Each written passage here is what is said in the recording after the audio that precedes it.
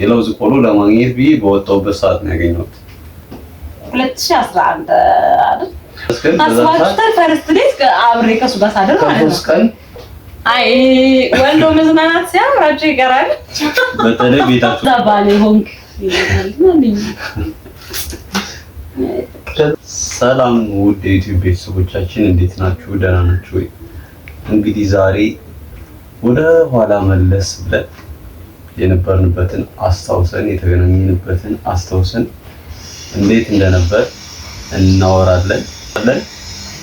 ከክርስትና መስማር ሁለተኛ ልጃችንን ትናንት ክርስትና አስነስተን ዛሬ እንግዲህ በዚህ ዙሪያ እንጫወታለን፣ ፈታ እንላለን፣ ፋሚሊ ታይም እናሳልፋለን እና እናንተም ከኛ ጋር ቆዩ። አብራችሁን ዘና ፈታ እያላችሁ ማለት ነው። ሰብስክራይብ ያደረጋችሁ ቤተሰብን አሪፍ የፍቅር ጊዜ እናሳልፋለን ብዬ አስባለሁ። ወይናችንን እንደምታዩት እዚህ ጋር ወይን አለ። ታስታውሻለሽ? መጀመሪያ መቼ ነበር ወይን እንደመጀመሪያ ጊዜ የገባው? ታስታውሻለሽ? እንደተገናኘን ተገናኘን ለሁለተኛ ጊዜ ስንገናኝ መጀመሪያ እቤት መጣ። ከዛ ደግሞ ከግራጁዌሽን በኋላ ባህር ዳር ተገናኝተን ፒልከን በዚህ አጋጣሚ ማለት ነው። ባህር ዳር ፒልከን ሆቴል የምታውቁ ሰዎች ፒልከን ራሷ እየጠመቀች የምትሸጠው ወይን ማለት ነው። እዛ ወይን ጋብዞ ነበርና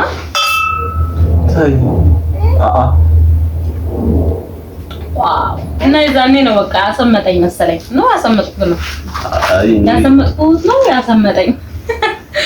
እኔ እንጃ። እኔ ያልኩሽ ያው ወይኔ የተጋበሽበት ነው መጀመሪያ እና ከወይን በኋላ እንዴት ነው አላሰመጥከኝ? እንግዲህ ለፍቅራችን እና እንደምታዩት ደግሞ ማለት ነው መጀመሪያ አካባቢ አሁን ተረጋግተናል። ያልቅ ሲል ምን አይነት ካራክተሪስቲክስ ምን አይነት ባህሪ እንደምናመጣ ፈጣሪ ነው።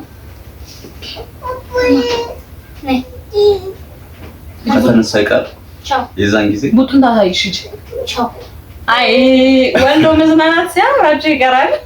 በተለይ ቤታችሁ ጋር ማለት ነው። እንኳን ቢያስ ምንድን ነበር ግን የተሰማ ያኔ አስታውሳለሁ። ከግራጁዌሽን በሳምንቱ መሰለኝ ነው። ግራጁዌሽን በሆነ በሳምንት እንዴት እንደመጣሁ ታውቂያለሽ? ወደ ባህር ዳር ያኔ ግራጁዌሽን አልቆ ሂጄ ተመረቀን። ከዛ ፕሮግራም ተደረገ ቤት ማለት ነው። ከዛ በኋላ ስንት ብር እንደተሰጠኝ ታውቂያለሽ? 700 ነበር። አንዴ ብዙ እኮ ነው ታዲያ ባለሀብት እና ከዛም በኋላ ለምን ይችን ነገር አልጠቀምባትም እንዴ? ባህር ዳር አንቺን ቀጥሬ መጣሁ። ተገናኘን። አንቺም ወደ ባህር ዳር የወጣሽ ከግራጁዌሽን በሶስተኛ ቀን ጋውል መልስ እዛ ተቀብሮልኝ የለ እንዴ? ጋውል በሬ ምናምን እኮ ሁላ ታርባ ከዛ ተገናኘን። for the first time ጌት ያደረግንበት ደስ ይላል። ከዛ በኋላ ሐምሌ 27 ደግሞ የሚገርምሽ ማንም አያውቅም ማለት ባህር ዳር መምጣቴን ቤተሰብ አያውቅም። እዛው ባህር ዳር ያሉት ቤተሰቦች አያውቁም ነበር እና ከዛ ፒልከን ሆቴል ሄደን ፒልከን ወይን ሄደን አንቺ አጠጣጧ በጣም ከባድ ነች። በቃ እኔ እኮ አሁን ወይን ላይ ብዙ ማለት ነው ጨጓራዬን ይሰማል። እኔ ያኔ ማረሰው ምንድን ነው ታውቂያለሽ? ጠጥተን ወይን ጠጣብሽተን ከዛ መቼ አንቺ ወደ ቤት ሸች አያችሁት? ወደ ቤት ሸች እና ምን አስበህ ነው? እሺ እኔ የት ልደር? ማረም ግን ጨጓራ ብቻዬን መቼም አላደርገውም። እኔ ጋር ማደር አስበህ ነበር? አንቺ ነሽ ያሰብሽው ሌላ ነገር ምን አስበህ ሌላ ነገር አስበሽ ካልሆነ በስተቀር ምን ችግር አለው? ቤት እግዚአብሔር ነው። ግን እግዚአብሔር ይመስገን አስባችሁታል። ፈርስት ዴት አብሬ ከሱ ጋር ሳደር ማለት ነው። ከሶስት ቀን ነው ማለት ከሶስት ሰዓት ምናምን በኋላ እኮ አጋጣሚ ግን ከዛ ሰፈር አካባቢ የሆነ ጓደኛ ነበር። ብቻዬን ማለት አልፈለኩም። እንዴ ፔንሲዮን ምናምን ብቻዬን አላደረኩም። ከዛ ሄደ እንዴ ሰላም ነው ደህና ነህ? ኧረ እስኪ ልጠይቅህ በእናትህ አልኩት። እስኪ ልጠይቅህ ምናምን አለህ ደህና ነህ? እንዴት ነው አለሁልህ። እንዴት ነህ አለህ? እንዴ እዚህ ነህ እንዴ ምናምን አለኝ። አዎ እዚህ እኮ ነው ሰፈር። እስኪ ካለህ ልምጣ ምናምን ዛሬ ሳጫውትህ ልደር ምናምን። ዘመዶች ጋር ትሄድ ነበር? ደበረኛ ብዙ ሰዓት አምሽቼ ልሂድ። በነገራችን ላይ ማለት ነው የተማረው ባህር ዳር ይሁን እንጂ ትውልዱ እና ቤተሰቦቹ ያሉት ብናት ስለሆነ ነው። ከብናት ነው ወደ ባህር ዳር መጥቶ እንደዚህ እንትን የምንለው ማለት ነው። ለዛ ነው። ከዛ በኋላ እንደዛ ብዬ ያችን ቀን አረሳት። ከመሸ ማደረግ ለጋሙት ወይኔ እና ምን አይነት አይተረገመሻት አላልኩም። አይ አልጠብቅም። ኖርማሊ የምር በጣም ተጣጥቻለሁ። አረ እንዴ ቀላል ያሰመጥኩ ራሱ ይዘንጋል ነው። ምን እንዴት ነው ያሰመጥሽኝ? ያልከኝ ይዘንጋል ነው ከዛ በፊት ነው ወይ? ከዛ በፊት ነው እኮ ተገናኝተናል። ሁለት ሶስት ጊዜ ተገናኝተናል። ሶስት አራት ጊዜ ያ መጀመሪያ ስንገናኝ እንዴት ነበር የተገናኘው? መጀመሪያ ስንገናኝ የኔ አክስቴ ልጅ ፍቅረኛ ገና ፍቅረኛው ነበረች። 8 አመት ምናምን አብረው ጓደኛ ነበሩ። ግን ባል ምናምን ባልና ሚስት አልሆኑም እና ፍቅረኛው ነበረች። ከዛ መቀሌ ነበር የምትማረው፣ እሱ ደግሞ ወልቂጤ ነበር የሚማረው እና እሷ እኔ ጋር መታታድር ነበር። እኔ ባህር ዳር ስለሆነ የምማረው እኔ ጋር መታታድር ነበረ ምናምን። ከዛ የሆነ ቀን የሱ ቤስት ፍሬንድ እና እሷ ቤስት ፍሬንድ ናቸው። እሷ ደግሞ ብዙ ጊዜ ወንድ ጓደኞች ነው ያሏት። አብዛኛውን ጊዜ ወንዶች ጋር ነው እንትን የምትለውና ቤስት ፍሬንዷ ነው።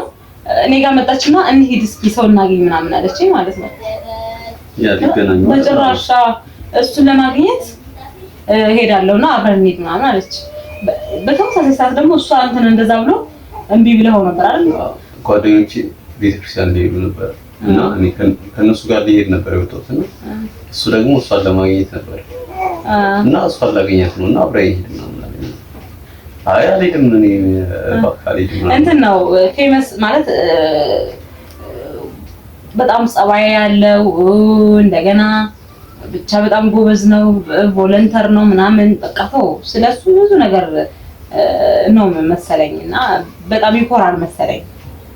አቶ ጊዜ ያለው በዛ ሰዓት ያው ህፃን ነው።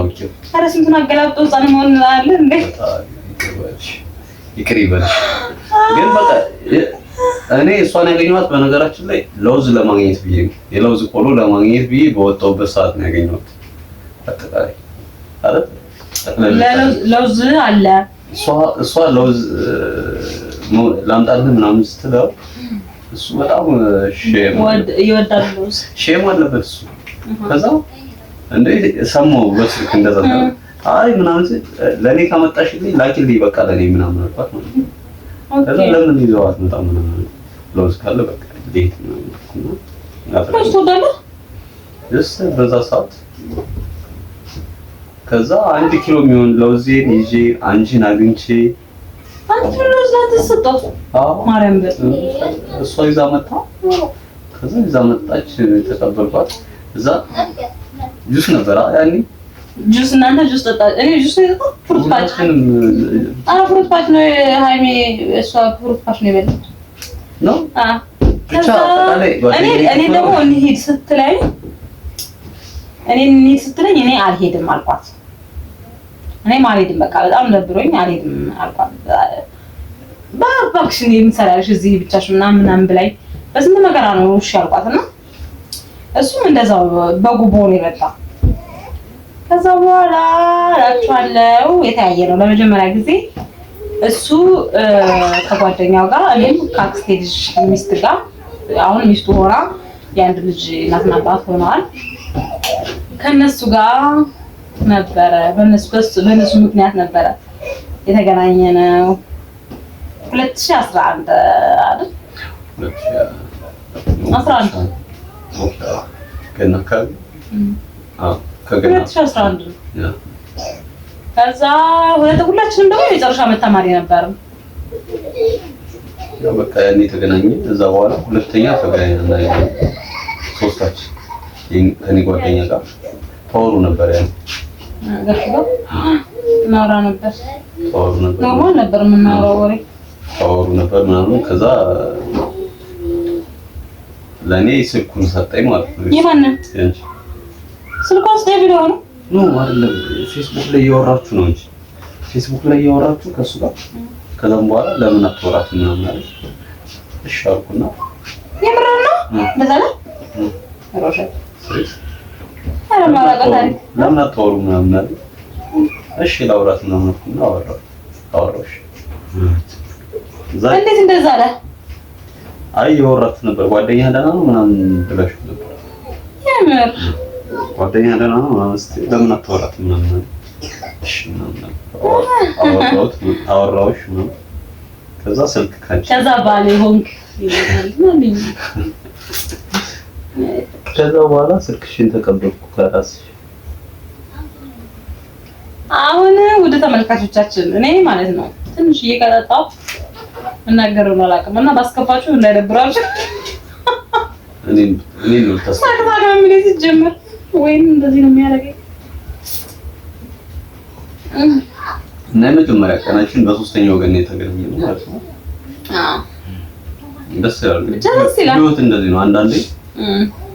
እኔ ኦልሬዲ ቤተክርስቲያን ላይ ነበር፣ እሷም እንደዚሁ።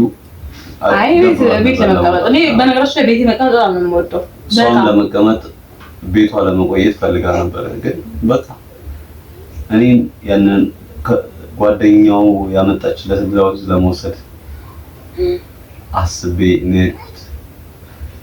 እሷም ደግሞ ጓደኛዋን ላለማስከፋት ነበር የወጣችው። ያው እህል ውሃ እንደዚህ ነው የሚገርም ነው። እግዚአብሔር ማርያም ነኝ ያገናኛል። የእህል ውሃ ነገር ከዛ በኋላ ግን ተቋርጦ ነበር ግንኙነታችን። ግን ከሱ ጋር ሲያወሩ ስለነበር በአጋጣሚ እሷ ደግሞ ጓደኛ ደራ ነው ምናምን እንደዚህ ስለሰላምታ ምናምን አንዴ ብቻ ነው ያልኩት። ምን አስሬ ጓደኛ ደራ በኋላ እኔም በዛ መንገድ ቀረብኩሽ ምናምን ማውራት ጀመርኩ። ከዛ ሶስታችን ተገናኘን። አንቺ መጣሽ፣ እኔና ጓደኛዬ ሄዳ ጠጅ ጋበዝንሽ። አዎ የሆነ ቀን ጠጅ ጋበዙኝ። ከዛ በኋላ እኔ ሸኘሁሽ። እሱ ወደ ግቢ ሲገባ እኔ ሸኘሁሽ። ማለት ሞቅያ ገና ባንድ ብርጭቆ ተጋምሷል እኮ አንቺ ነሽ የጠጣሽው የፈጣሪ። ከዛ በኋላ ግን ቤት ሲመጣ ቡና አምሮኛል ብሎ መጣ ማለት ነው። ከዛ የዛን ዕለት ተቋጣሽ ነው የሰራሁት። ዶርም ተከራይቼ ነበር እኔ የምማረው የግል ኮሌጅ ስለሆነ ቡና እና ያኔ ቡና አምሮኛል ብሎ የመጣ ቀን ከዛ በፊት ነው ቋንጣ ፍርፍር የሰራሁት ወይስ ከዛ በኋላ? ከዛ በኋላ አንዴ ቡና ስታዩ ማለት ነው ቋንጣ ፍርፍር ከሰራሁለት በኋላ በቃ እቺ ልጅ ሚስቴ መሆን አለባት። ቡናው እንደዚህ ሲጣፍጥ ምግቧ እንደዚህ የሚጣፍጥ ከሆነ በቃ እቺ ልጅ በቃ ባለቤቴ መሆን አለባት ብዬ አልክ። ግን ማለት ነው እኔም ብለሃል። ግን ማለት ምን አባ አዎ ሸታ ለምን ዋሻለሁ? ያንተን ቆጣም ነው ማለት ነው። ግንኙነታችን በቃ ዴይ ቱ ዴይ እየቀጠለ ሄደ። ከዛ በኋላ እኮ እሱ እኮ መጀመሪያ አካባቢ ነው ገና ፍቅር ሰው በቃ ከዛ በኋላ ነው እንደዛ እየተገናኘ ምናምን እያወራን ነው። ከዛ ፈርስት ዴት ከተመረቅን በኋላ አደረግን ማለት ነው። እንደዛም ፈርስት ዴት ከማድረጋችን በፊት ነው የሁሉ ቋንጣ ፍርፍሩም ቡናውም ሁሉም እንደዚህ ጠጁም ደግሞ ዝም ብላችሁ ከጋሻው ጋር ይጋበዛችሁ። ከዛ በጣም ደስ ይል ነበር ብታይ። እና አሁን በመጨረሻ ምን ከዛ በኋላ ከዛ በኋላ 2012 ላይ ሆነብኝ በቃ ባህር መመላለስ ሱስ ሆነብኝ። ምንድን ነበር? ከቤተሰብ እከፋፈላለሁ የሆነ ከቤተሰብ አይደለም ስራ ጀምራል ነበር። ያ ስራ ጀመርኩ የራሴ ስራ ጀመርኩ። ሳሙና እያመረተ መሸጥ ጀመረ። ኬሚካል ስለሆነ ጨረሰ። አንዳንድ ስራዎችን መስራት ጀመርኩና ሜክ ማድረግ ጀመርኩ። ገንዘብ ሜክ ማድረግ ደግሞ የሆነ ኮሜርሻል ምንድን ነው ይሄ መመዝገብ ምናምን ሲቪ ብር ነበር ያለ ሲቪ ብር የሚባል እሱን ጀመረ። በጣም በቀን እስከ 500 ብር ላይ ነበር።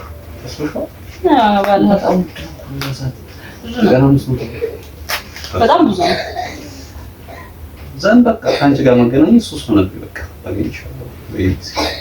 ከዛ ያው 2012 ነው በጣም በተደጋጋሚ እኔም ሲኦሲ ምናምን እያልኩ እያማሃኘው ከዛ ወደ ባህር ዳር እመጣለሁ። አንተ ምንድነው በሚል ያማሃኘው ባህር ዳር ትመጣለህ፣ ባህር ዳር እንገናኛለን። እንደዛም ሆኖ ግን በቃ ከማውራት ከምናምን ውጪ አላቀመስኩትም ምንም ነገር ቀልድ የለም። አላቀመስኩትም። ስንተናዶ ጠጣ ብዙ ስለለፋሁት እኮ ነው። ማርያምን አልፍቻለሁ። ከዛ ግን አዲስ አበባ መጣሽ? 2012 አልመጣሁም ነበር። ኮቪድ 2013 አይደል ኮቪድ የመጣው? 2012 መጋቢት አካባቢ ነው ኮቪድ የመጣው። 2012 መጋቢት አካባቢ ኮቪድ መጣ። ከዛ በጣም ተስፋፍቶ ምናምን ሌላ ታሪክ ውስጥ ገባ። ከዛ 13 12 የሆነ ስራ በትምህርት ቢሮ በኩል ምናምን እንደዚህ አፕላይ ሳረግ ተመረጥኩ ማለት ነው። አዲስ አበባ ስራ አገኘሁ። ያኔ በቃ ተስፋ ቆረጥኩ። በቃ ተራራቅን ማለት ነው። እኔ አዲስ አበባ የመምጣት ተስፋሽልኝ። እሱ አዲስ አበባ መምጣት አይፈልግም። እኔ አዲስ አበባ መጣሁ። ከዛ 2013 መስከረም 18 ጥቅምት 18 ይሁን መስከረም 18 ነው የመጣሁት አክስቴ ልጅ ጋር። አሁን ያገናኘችን ያቺ የአክስቴ ልጅ ሚስት ያልኳችሁ ማለት ነው። ከሱ የአክስቴ ልጅ ጋር መጣሁ። እነሱ ጋር ቆየሁኝ እንደዚህ ስራ ይዤ የራሴን ስቴቢሎኝ ዶርም ምናምን እስከመከራይ ድረስ እነሱ ጋር ቆየሁ። ስንት ነው? 3 ወር ነው። ጥቅምት፣ ህዳር፣ ታህሳስ፣ ጥር ላይ ወጥቻለሁ። 4 ወር ነው የቆየሁት። 4 ወር 3 ወር አካባቢ። ከዛ በኋላ እንትን እንዳልኩ ቤት አንተ እዚህ መጣህ ለምን አንተ ስራ አትፈልግም? እኔም ስራ ልፈልግ አንተም ስራ ፈልግ ተባባልንና ማለት እኔ ስራ ይዣለሁ እሱ እዚህ መጥቶ እኔ ዶርም እከራያለሁ በእኔ ደሞዝ እስከዛ አብረን እናንተ እንላለን። አንተ ስራ እስከምታገኝ ድረስ በእኔ ከበር እናደርጋለን። በጣም ኖርማል ነበር የዛት ሰዓት ሁሉም ነገር አልጋባል ማለት በጣም ደስ ይል ነበር። ዋጋው ሁሉም ነገር ውድ አልነበረ ምናምን ብቻ በጣም ደስ ይል ነበር። ከዛ ለምን አይሆንም በቃ ምናምን ተባባልንና መጣ 2013 ጥር 14 ነው 13 ነው 14 ነው የመጣው 14 ጥምቀት ነው ወደ እኔ መጣ 15 እዚህ ደረስኩ አዲስ አበባ። አጋጣሚ ነው የመጣሁት። ባህር ዳር የሆነ ፕሮጀክት አለ እና እኔ ትገበ ፕሮጀክት ብለን የመጣው ለእናቱ እንኳን ታሳውቃለህ። ለማንም አልነገርኩም። ዝም ብዬ አዲስ አበባ መጣሁ። ከዛ ከጓደኛዬ ጋር ነው ለአንድ ሳምንት ያክል ነው። አንድ ሳምንት ቆይታ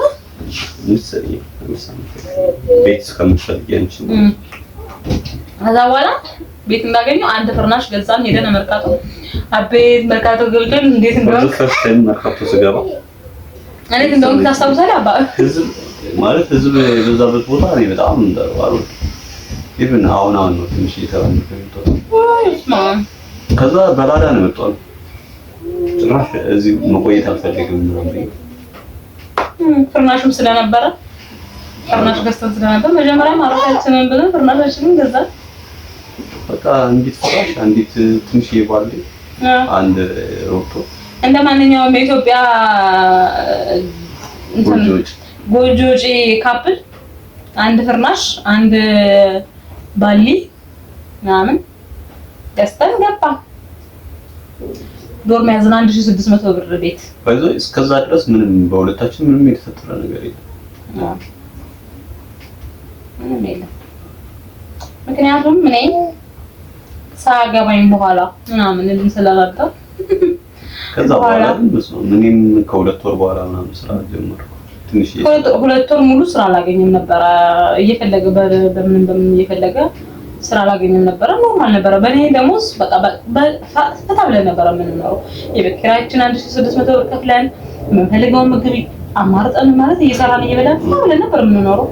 እየተዝናናን ምናምን ሁለት ወር በኋላ ነው ያ ኑሮ የጀመርነው። ማርያም ስራ ጀመር ምናምን እዛ ነገሮች በቃ ምንም ነበር አሪፍ ሲጀምር አሁን ነው ያዘራ የጀመርነው። ጉንጭት እያከብ እና የዚህ ደረስን እንደዛ ብለን ቋጨኸው። ቀሪውን ደግሞ ሌላ ጊዜ እንነግራቸዋለን። አይሻልም? ከዚህ በኋላ አንቺ እንበላ። ከዛ በኋላ ሞቅ ያለና ሞቅ ከቢራ ምን ችግር አለ? እና 2013 2014 2015 2014 ነው እንደዛው 2014 ሙሉ ፈታ ብለን በቃ አሳለፈ። ምንም የተፈጠረ ነገር አይደለም። ፈታ ብለን ነበር አሳለፈ። አንተ ስራ ቀየርክ ምናምን ስራ ቀየርክ። አሁን 3-4 ስራ ከዛ በኋላ 2015 ላይ አይደል ነው። ከዛ በፊት ያው ሁለተኛ ስራዬን ቀይሬ ምን ተፈጠረ መሰላችሁ? ሌላ ስራ አገኘሁ እና ስራው ደግሞ ከአዲስ አበባ ውጭ ነው። ጎንደር ነው ያገኘሁት ስራ ጎንደር ነው። እንዴት ብዬ ልሂድ? ለውሳኔ በጣም ተቸገርኩ። እንዴት ብዬ በቃ አላደርገውም ብዬ እንደገና አጥፌ ቀረሁ። ስራውን ትቶ ምናልባት ያኔ ቢሄድ ቶሎ ላንገባ እንችል ነበር። ብዙ ነገር ብቻ አይደል የሚቀያየሩ ብዙ ነገሮች ይኖራሉ። ማለት አንዳንዴ ነገሮችን እንትን ዘን በራሴ ነው የወሰንኩት። እሷ እንግዲህ ያንተ ውሳኔ ነው አለችኝ። እኔ ውሳኔን ተውኩትና ቀረሁ። ምናልባት እኔ አንደኛ ለቤተሰብ ምናምን ብቀር ደስ ይለኝ ነበር ያን ሰዓት፣ ግን እንደገና ቅርቅር አለ በጣም ነገሮችን ሳስባቸው ምን ነገር ዛቀረው እስከ 2015 ነው እንግዲህ ሁሉ 2015 ከተጋባን በኋላ ስንጋባ ምናምን ያለውን ከተጋባን በኋላ 2016 ምን ተፈጠረ ምናምን የሚለውን ነገር ደግሞ ቀጣይ በሌላ ቪዲዮ ይዘንላችሁ እንመጣለን። ያ ግን አንዳንዴ አሁን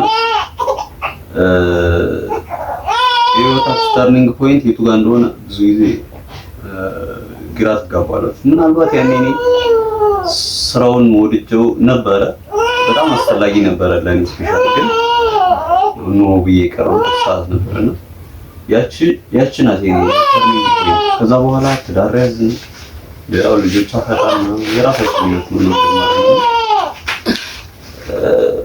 እግዚአብሔር አተራራቁ ሲለን ነገሮች እንዳይበላሹ በማለት ያኔ ነገሮች ቀየሩ ነበር ያስብ ነበርና አሁን ላይ ታስበው እና ያኔ ለትዳራችን መሳካት ያቺ ተርኒንግ ፖይንታችን ያቺ ከስራ መቅረት ነው ብዬ አስባለሁ። ሌላውን ደግሞ ተመልሰን ልንጋባች ነበር። ኤኒዌይስ ቀኑን ደግሞ ሌላ ጊዜ እናወራለን። እሺ ሌላ ጊዜ እንደዚህ አሁን አንተ ብዙ በጣም ግን እያወራ አንቺ በጣም እየጠጣች ነው። በጣም ወይን በጣም ትወዳለች።